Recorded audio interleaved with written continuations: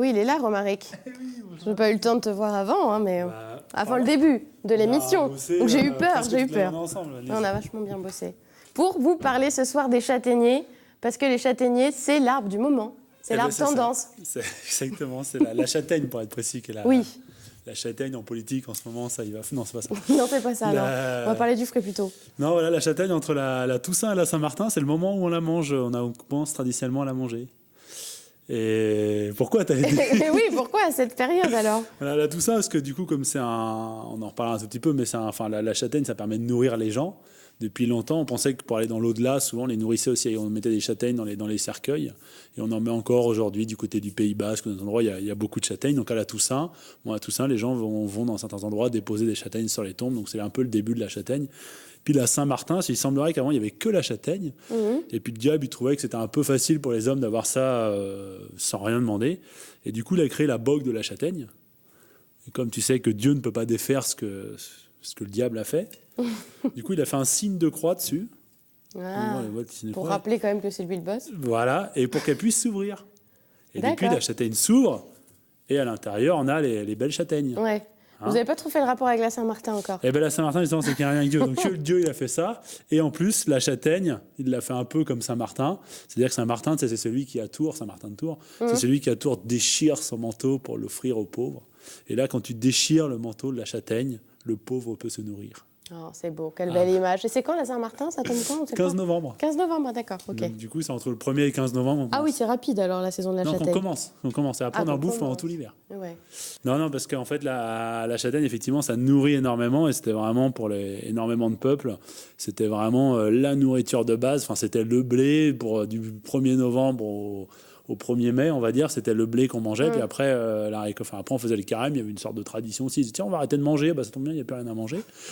Et puis après, on se remettait à manger. Ça poussait dans les champs. Et du coup, et on en mange encore.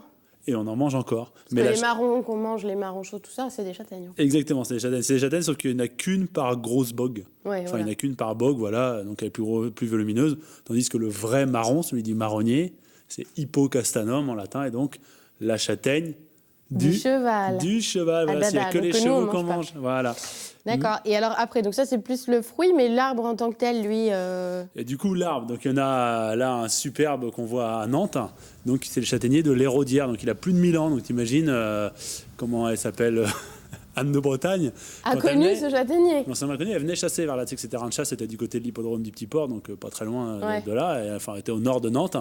Et donc elle a connu ce châtaignier. Il avait même déjà 5 à 600 ans quand même. Oui, il était déjà bien son aîné, quoi. Il l'a connu pucelle, il l'a connu, tu vois, il est extraordinaire ce châtaignier. Reine une fois, reine deux fois. Voilà, avec tous ses enfants.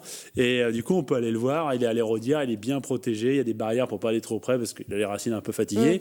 Mais un arbre qui a plus de 1000 ans, c'est quand même rarissime. Il y a le chêne qui fait ça, mais c'est tout. Voilà, exactement. C'est un peu les deux arbres dont le bois est le plus solide. Et ce qu'il a de marrant, le châtaignier, c'est qu'en 20 ans, il fait déjà sa taille maximale. Et même celui-là, il fait plus que 10 mètres de haut. Et après, en fait, il fait qu'épaissir. Et celui-là, il fait 10 mètres de haut, 10 mètres de circonférence. Et quasiment 20 mètres de branches, quoi, de large. Et il était déjà comme ça au bout de 20 ans. Alors au bout de 20 ans, il faisait ses 10 mètres de haut. De haut. Et après il s'étoffe. Il épaissit, il se bonifie, quoi, tu vois. Ouais, il a le temps de prendre un petit peu d'espace, quoi. Et le bois par rapport au bois de chêne, par contre, alors ça c'est un qui a remouillé au coton nantais. C'est ça, remouillé. Et non pas à Saint-Philbert-de-Grandlieu, comme tu as essayé de me le dire tout à l'heure.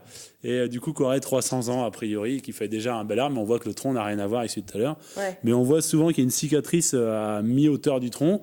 Et donc, c'est des arbres greffés, c'est comme les hommes. Ils s'en nourrissaient. Les châtaigniers ne sont pas du tout naturels en France, enfin, hormis en région méditerranéenne.